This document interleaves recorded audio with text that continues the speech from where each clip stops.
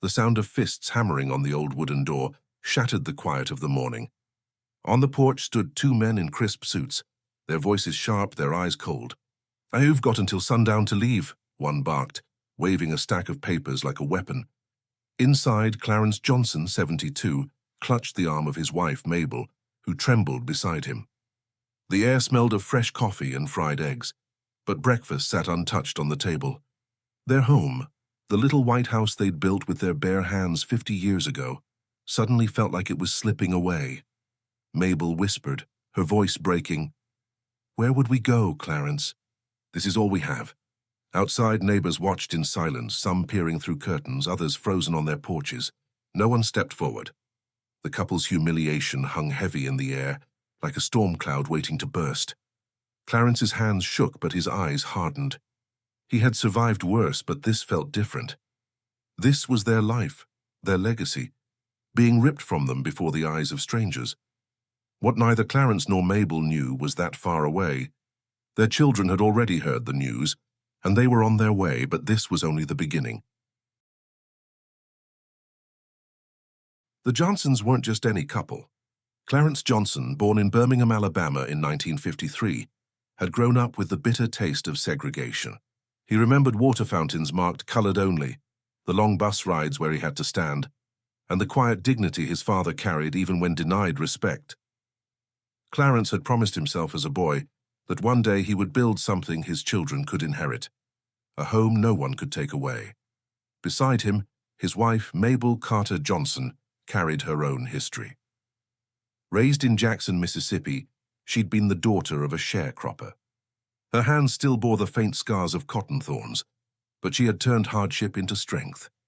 By the time she married Clarence at 22, she already dreamed of a life where love was louder than hate.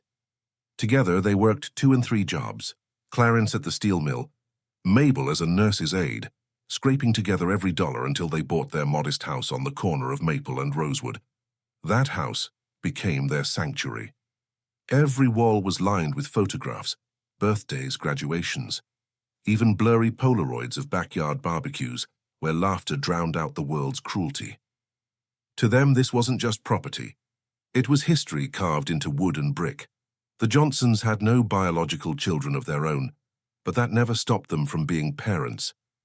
Over the years, they opened their doors to kids who had none, orphans, foster children, kids the world had forgotten. There was David, now 35, who had once lived in a broken shelter in Detroit before Clarence taught him how to fish, and Mabel taught him how to pray. David grew into a lawyer, sharp-witted and unafraid, always carrying the lesson Clarence drilled into him. Justice is something you fight for, son. It doesn't just walk to your doorstep. Then came Renee, 29, a spirited young woman who had survived a string of abusive foster homes before the Johnsons gave her the stability of love. Renee was fiery, outspoken, and a social worker by profession, someone who had made it her mission to protect children who faced the same storms she once endured. And finally, Marcus, only 22, the youngest. Adopted as a baby, he was the child the Johnsons had rocked to sleep in that same little house, the one who carried Mabel's laughter in his smile. He was in college now, studying journalism, determined to shine light on hidden injustices, though spread across the country. David in Chicago, Renee in Atlanta, Marcus in Philadelphia. The Johnson children carried a bond forged not of blood, but of something more substantial. They owed everything to Clarence and Mabel, but trouble had been circling the Johnsons long before the knock at their door. It started quietly, almost like whispers. First, a letter from a bank claiming their mortgage was past due, though Clarence had paid it off decades earlier. He thought it was a mistake. Then came a second notice, with words like foreclosure printed in bold. Mabel remembered standing in the kitchen, letter trembling in her hand. This isn't right, Clarence. We own this house outright." Clarence had nodded, but unease gnawed at him. He went to the county office, stood in lines that seemed designed to break a man's patience, only to be told that the deed was missing from the records. Missing. The paper he'd carried with pride, tucked away in a fireproof box for years, was suddenly invisible to the people who now claimed the land belonged to someone else. It wasn't just paperwork. It was a pattern. White developers had been circling their neighborhood for years, buying up properties cheaply, pushing out the older black families who had once formed its backbone. Fancy restaurants were popping up, where corner stores once stood. The air now smelled of roasted coffee and vegan pastries, instead of fried chicken and collard greens. The Johnsons weren't just homeowners. They were obstacles. One afternoon, Clarence had gone to a town meeting, clutching his deed in hand, determined to speak. He waited patiently as others were called, but when his turn came, the council chair, a tall man with pale blue eyes named Mr. Whitaker, cut him short. "Sir, your time is up." "We've already reviewed your case," Whitaker said smoothly. His smile sharp as glass, Clarence protested, holding up the deed. "This is proof. You can't erase history just because you don't want to see it." However, his words were drowned out in polite applause as the meeting proceeded. People whispered, some smirking, others looking away. Clarence felt the humiliation burn in his chest. When he returned home, Mabel was waiting for him. She touched his hand, her eyes heavy with sorrow. "They don't want us here, Clarence." They never did. That night he sat on the porch in silence, staring at the streetlight. He thought of his father's words, of the men who had told him as a boy he would never own land. And for the first time in decades, Clarence wondered if maybe they had been right. But little did he know his children were about to turn the tide. When David got the call, he was in the middle of a court case. His assistant slipped him a note. "It's your father, urgent." He stepped into the hallway, pressed the phone to his ear, and heard Clarence's voice, thick with shame. "Son, they're saying we don't own the house." "They're saying we gotta leave." David froze. He had fought cases of housing discrimination before, but never imagined it would happen to the man who raised him. His blood boiled. "Daddy, don't you sign a thing." "Don't let them scare you. I'm coming down." Renee heard the news next. When Mabel's trembling voice cracked through the receiver, Renee nearly dropped the phone. "Mama, no. You listen to me. They can't do this to you. I'll be there. I don't care what it takes." And Marcus, sitting in his dorm room surrounded by textbooks, felt something shift inside him. His journalism professor had once told him, "The best stories are the ones they don't want you to tell." He knew immediately this was his story. Their story. Within hours, 3 children who hadn't all been in the same room for years were booking flights and packing bags. But even as help was on the way, the Johnsons faced something more painful than the threat itself. The silence of those around them. Neighbors who had once borrowed sugar, who had eaten at their table, now avoided their eyes. Some feared the developers, some didn't want to get involved. Others believed the lie, that Clarence and Mabel had somehow failed to keep up. One woman, Mrs. Alvarez, finally whispered at the fence line, "I'm so sorry, Mabel, but people who fight back around here, they don't win." Mabel's heart ached. If even her friends believed it was hopeless, what chance did they really have? That night, as Clarence sat in his armchair, the eviction notice lying face up on the coffee table, he whispered into the dark, "Maybe it's time. Mabel, maybe we should go." Mabel closed her eyes, fighting tears. "Clarence, this is our home. We taught our children never to run, and they're coming." The Johnsons had no idea how much their children's return would change everything. The reunion began in silence. David was the first to arrive, his suit jacket still on from court, eyes sharp with a lawyer's fire. He hugged Clarence, feeling the tremor in the old man's shoulders, and whispered, "We're not losing this house. Not on my watch." Renee stormed in hours later, rolling a suitcase behind her, anger radiating off her. She kissed Mabel's cheek, then slammed the eviction notice against the table. "This is garbage. They think they can intimidate you because you're old and black. Well, not while I'm breathing." Marcus arrived last, out of breath from the cab ride, a notebook already in hand. His eyes scanned the walls of photographs. "Every picture in here is proof of who we are. If they want a story, I'll give them one the whole city will hear." The Johnson home, once quiet with only 2 voices, now pulsed with life again. But underneath the joy of reunion, tension crackled. They had little time. Sundown was only 3 days away. They gathered around the kitchen table, the same one that had hosted decades of family dinners. The air smelled of Mabel's peach cobbler, but no one touched it. Papers littered the table, the eviction notice, the old deed, and Clarence's pay stubs from the steel mill. David leaned forward. "Legally, this notice is flimsy. They can't just erase a deed. But they're counting on you not fighting back. They think they'll wear you down before you get to court. Renee slammed her hand down. So we fight. We show up, we organize, we protest if we have to. Mama, Daddy, you raised us to stand tall. But Clarence's eyes were weary. I don't want you all getting hurt over this. These men, they don't play fair. Marcus spoke softly but firmly. Dad, I've been writing about families like ours. Gentrification, forced evictions. The world needs to see what's happening here. If I publish your story, people will pay attention. Mabel reached across the table, gripping her children's hands.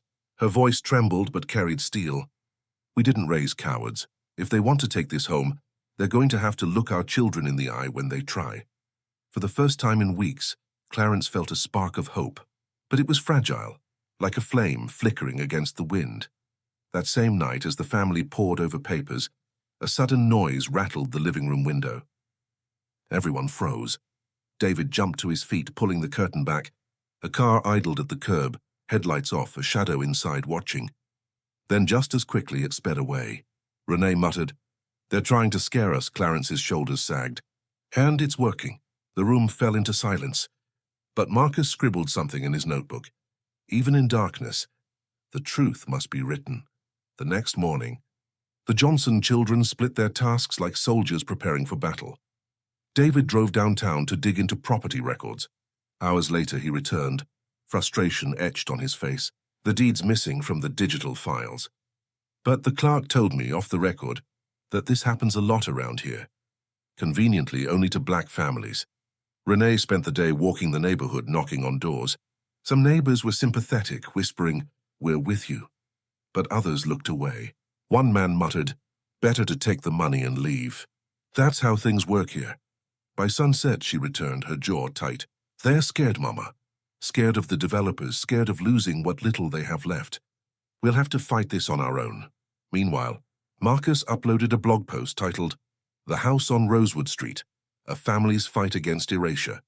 He added photos of the Johnsons' home, the eviction notice, and a shot of Clarence's weathered hands holding the deed. By nightfall, the article had been shared dozens of times. Comments poured in. "This is outrageous. My parents went through the same thing. How can we help?" When Marcus showed his family, Clarence's eyes filled with tears. "People actually care," Mabel whispered. "Oh, they're gonna care, because this story is about all of us." The following morning, the family's determination was put to the test. As Clarence sat on the porch, a sleek black SUV rolled up. Out stepped Richard Whitaker, the developer's son, and the same man who had cut Clarence off at the council meeting. His suit was tailored, his smile smug. "Well, Mr. Johnson," he said smoothly, "I hope you've had time to reconsider. My father's offer is generous. Cash in hand, a relocation stipend. You could live comfortably somewhere else. Why cling to this old shack?" Clarence stood, his back straight. "This isn't a shack. This is my home." Whitaker's smile faded. "Then I'll see you at sundown." As he drove off, Mabel whispered, "He's not bluffing, Clarence. He'll come." The air felt heavier. 3 days had just turned into a countdown. That night, the family gathered again. Tension filled the room like smoke. David rubbed his temples. "Legally, we can buy time. File an injunction, force them into court. But we'll need evidence, witnesses, records. Without it, the judge might side with them." Renee's fists clenched. "So we dig. We find anyone who remembers Daddy paying off this house. The old notary, the banker, anyone," Marcus added quietly. "And we tell the story louder. If the system won't hear us, the people will." Clarence sat back, exhausted. "I don't know if I have the strength." Mabel turned to him, her eyes blazing. "Clarence Johnson, you marched in Birmingham at 16. You stood against men with dogs and fire hoses. Don't you dare tell me you're too tired now. We've come too far to let them erase us." The room fell silent until Clarence finally whispered, "All right, we fight." The next morning, David returned from the courthouse with grim news. "I found out why the deed disappeared," he said. His voice shook with fury. "It was signed out of the records by someone inside. Someone we know." Renee's eyes widened. "Who?" David hesitated. "Mr. Harris, the same neighbor Daddy lent money 2 years ago. He works part-time in the records office, and he's been selling people's deeds to the developers." Clarence staggered back, gripping the edge of the table. "Harris, after everything we did for him. Betrayal cut deeper than any threat. For a moment it seemed like the fight was hopeless, if even friends could be bought. But Marcus leaned forward, eyes blazing. Then we expose him. People need to see how deep this runs. Word spread faster than the Johnsons could have imagined. Marcus's article gained traction, shared by activists and local reporters. Renee connected with a housing advocacy group that promised to send supporters. By evening, a small crowd had begun forming outside their house, holding signs and chanting softly. "Homes not profit. Justice for the Johnsons!" Clarence stood at the window, his hands trembling. He had never asked for this. He had never wanted a spotlight. But seeing those strangers standing for him, something inside him shifted. Maybe he wasn't as alone as he thought. Mabel touched his arm. "See, Clarence? Our children brought the world to our porch." But as the chants grew louder, another sound joined them, the hum of engines. Black SUVs lined the street. Men in suits stepped out, their faces hard, their intentions clear. The clock struck sundown, and the confrontation they had feared all week had finally arrived. The stage was set. The Johnsons, their children, and their supporters stood ready. What would happen next would shake the entire neighborhood and expose the truth no one expected. The sun was dipping below the rooftops, painting the street in streaks of orange and blood red. Shadows stretched long across the cracked pavement. The Johnson home, weathered but unbroken, stood like a soldier at attention. But tonight it was surrounded. Black SUVs lined the street, engines purring like predators circling prey. Men in suits stepped out, their polished shoes crunching against gravel. At their front stood Richard Whittaker, tall and smirking, a stack of documents in his hand, like a judge's gavel. "Ladies and gentlemen," he called out, voice smooth and loud enough for the gathering crowd to hear. "This house is no longer theirs. We're here to execute a lawful eviction." The word lawful hung in the air like poison. Clarence stepped onto the porch, his hand steady on the railing. His children flanked him, David in his pressed shirt, Renee with her arms crossed, Marcus holding a camera. Mabel stood beside her husband, chin high, eyes sharp as fire. "This house is ours," Clarence said, his voice strong despite the tremor in his chest. "Paid for with sweat, blood, and 50 years of honest living. You don't get to erase that." The crowd erupted in cheers. Protesters lifted signs higher. "Justice for the Johnsons. Homes not profit. Stop the theft." But Whittaker only sneered. "You think a mob can stop progress? You think sentimentality is stronger than a signed contract?" He raised the papers high. "We own this now." David stepped forward, his voice slicing through the chaos. "That paper means nothing. This house was bought and paid for. Someone in your pocket stole the deed. Someone in your pocket stole the deed." Gasps rippled through the crowd. Reporters clicked their cameras. Whittaker's smirk faltered for the first time. Marcus seized the moment, holding up his phone. "We have the evidence. The clerk who removed the deed from the records, he admitted it. And the whole city is watching right now." He gestured to his live stream, the numbers climbing by the second, hundreds, then thousands tuning in. Whittaker's jaw tightened. His mask was cracking, but then he snapped his fingers. Two men in black stepped forward, their presence heavy, intimidating. "Clear them out," Whittaker ordered. The men advanced, their shadows stretching across the lawn. The protesters grew louder, chants turning into shouts. Mabel clutched Clarence's arm, her heart pounding. For a terrifying moment, it seemed like brute force would win. Suddenly, a voice rang out from the edge of the crowd. "Stop!" All heads turned. Pushing through the protesters came Mrs. Alvarez, the neighbor who had whispered her fear just days earlier. But she wasn't alone. Behind her came Mr. Green from down the block, then Mrs. Jenkins, then dozens more, elderly couples, single mothers, and kids who had grown up playing on this very street. They held up papers, photographs, and receipts. Proof of taxes paid, mortgages completed, and deeds filed. "This isn't just about the Johnsons," Mrs. Alvarez shouted, her voice trembling but strong. "They've been doing this to all of us. My parents lost their home last year. We stayed quiet. But not anymore." The crowd erupted, not in chants but in raw, angry voices. People surged forward, holding up their own evidence, their own stories. Reporters swarmed, cameras flashing. Whittaker's face paled. He tried to raise his voice, but it was drowned out by the roar of a community no longer afraid. The street became a storm. Protesters shouted. Neighbors screamed. Reporters demanded answers. David's voice cut through, booming like a verdict. This is fraud. This is theft, and we have enough evidence to put every one of you behind bars. Whitaker's hand shook as he waved the papers. You people don't understand. This is progress. This is business. Business built on lies, Marcus shouted. His camera zoomed in, capturing Whitaker's sweat, his stammer, and his fear on the live stream. Thousands of people are watching you right now. You're done. The men in suits hesitated, caught between their orders and the crowd pressing closer. For the first time, the developers looked outnumbered. Clarence stepped forward, his voice steady, resonant, commanding. You thought we were weak. You thought age made us powerless. But you forgot, we built this. We endured, and we are not leaving, the crowd roared. A wave of sound that shook the night.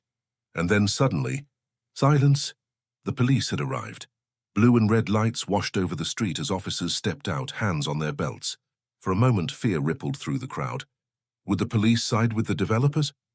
Whitaker straightened, confidence returning. Officers, he said smoothly, we're here to execute a lawful eviction. These people are trespassing. Remove them immediately. The officers glanced at the crowd, then at the cameras, then at the documents being waved by dozens of hands. Finally, one officer stepped forward, his voice calm but firm. Sir, we've received multiple complaints about fraudulent evictions tied to your company. Until this is resolved, no one is being removed. The crowd exploded in cheers. Whitaker's face went crimson. This is outrageous. You can't... But the officer cut him off. Sir, I suggest you leave before you're placed under arrest. Whitaker's composure crumbled. He tried to bluster, to threaten, but every word was drowned by chants of justice. Justice, justice! His men retreated to the SUVs, slamming their doors and engines revving. Officers dragged back the developer himself as reporters shoved microphones in his face. Did you falsify records, Mr. Whitaker? Did your company steal deeds? Whitaker's only response was silence, his eyes darting like a trapped animal. For the first time, Clarence felt the weight lift from his chest. He reached for Mabel's hand and squeezed it tightly. Tears welled in her eyes as she whispered, We're still here, David. Renee and Marcus stood behind them, united, unshaken, their faces lit by the glow of cell phones capturing every second. As the last SUV sped away, the street filled with celebration. Neighbors hugged, strangers clapped, and chants turned into songs. Someone shouted, This is just the beginning. But Clarence knew better. This wasn't just about one house. It was about a system designed to erase them. And tonight, they had forced that system into the light. He looked at his children, pride swelling in his chest. We didn't just save our home, he said softly. We saved our story. The crowd roared again, louder than before, as flashbulbs lit up the night sky. The Johnsons had stood their ground, and the world had seen it. But what came after would prove whether this victory was permanent or just a single battle in a much larger war. The street was still buzzing long after the SUVs disappeared. Chants gave way to conversations. Reporters lingered with cameras rolling, and neighbors, once silent, now stood shoulder to shoulder in defiance. Clarence sat on the porch steps, his hand resting on Mabel's. For the first time in weeks, the tight knot in his chest began to loosen. He exhaled, the sound heavy but freeing, like a man who had been holding his breath for half a century. Mabel leaned into him, her eyes glistening. We're still here, Clarence. We made it. He looked at her, at the children standing proud behind them, and whispered, No, Mabel. They made it. Our children carried us through. David wasted no time. As the crowd dispersed, he pulled out his phone and began making calls. The Attorney General's office needs to see this. Fraudulent evictions, falsified deeds, it's systemic. His voice was clipped, focused, every word like a blade. Within days, lawsuits were filed, investigations launched. Richard Whitaker and his father's development company faced subpoenas. What had once been brushed aside as business as usual was suddenly under a microscope. David knew it was only the beginning of a protracted legal war. But for the first time, he felt like he wasn't fighting alone. Renee, too, found her fire rekindled. Neighbors who once avoided her gaze now sought her out. How did you do it? They asked. How do we fight back? She didn't hesitate. She organized meetings at the community center, helping families locate their own records and connect with advocates and housing lawyers. "This isn't just about saving homes," she told the room one evening, her voice strong. "It's about saving dignity. We've got to stop letting them convince us we're powerless." For every person who stepped forward, Renee saw a reflection of herself, a child once voiceless, now learning to fight. And Marcus's article? It went viral. Local outlets picked up the story, and then national ones followed. Headlines read, "Black family resists fraudulent eviction, community fights back." Journalists flooded the neighborhood, and Marcus was invited to speak on radio shows as well as on television. But through it all, he kept his focus steady. "This isn't about me," he told interviewers.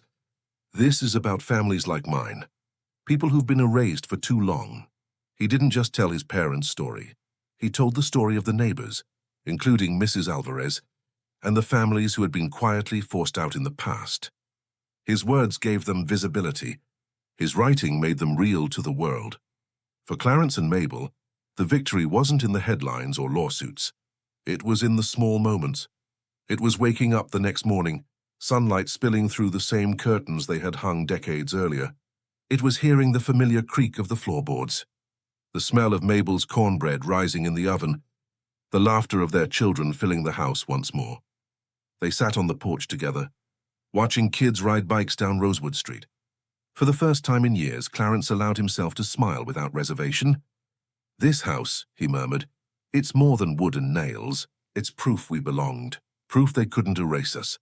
Mabel squeezed his hand, her voice soft but fierce. "And it's proof we weren't alone." What happened on Rosewood Street became a catalyst for change. Families began to organize, refusing to sell their homes for pennies. Council members who had turned a blind eye suddenly faced public scrutiny. Protests spread to other neighborhoods. It was as if one spark, the Johnsons standing their ground, had ignited a fire that could no longer be contained. Neighbors began speaking openly. They shared meals again, knocked on each other's doors, and planned together. The silence that had once suffocated the block was broken, replaced by a sense of solidarity. Clarence watched from his porch as Mrs. Alvarez led a group of kids in planting flowers along the fence line. "We're not just keeping houses," she told him with a smile. "We're keeping our roots." But even in victory, shadows lingered. Rumors swirled that the Whitakers still had allies in City Hall. Developers rarely quit after one defeat. David warned his parents gently, "This isn't over. They may try again, maybe not tomorrow, but someday." Clarence nodded slowly, his eyes steady. "Then someday we'll be ready." The house stood quiet that night, but no longer fragile. It had become a symbol, a fortress, a story that could not be erased. And in the hearts of everyone who had stood with them, one truth remained unshakable. The Johnsons had shown the world what resistance looked like. Some stories aren't just about a house. They're about what a house represents. For Clarence and Mabel Johnson, that tiny brick home on Rosewood Street was more than shelter. It was the promise they made to each other 50 years ago, that no matter how hard life got, they would carve out a place of safety, dignity, and love. When the system tried to erase that promise, their children reminded the world of something powerful. Roots can't be pulled out so easily. Racism often hides in the fine print, inside loan documents, housing contracts, and zoning laws that quietly push people out without a fight. It doesn't always look like a man shouting slurs on the street.